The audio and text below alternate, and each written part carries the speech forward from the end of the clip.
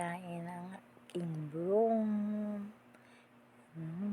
Nagdrink siya ng milk. Kasi galing siya natulog. Tapos pagising niya, nakaramdam siya ng gutom. Kaya uminom siya ng milk.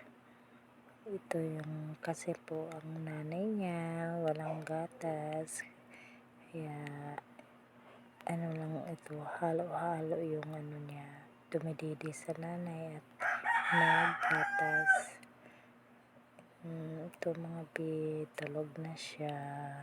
Pagkatapos niyang kumain, tulog sa aking mga legs.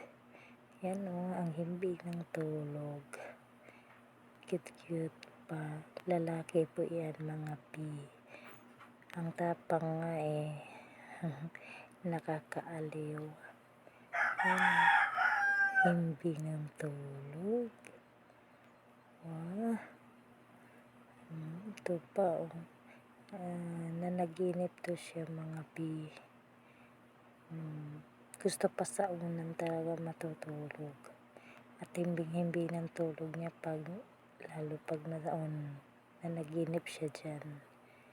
Nag-hands up, baby, hands up, bro.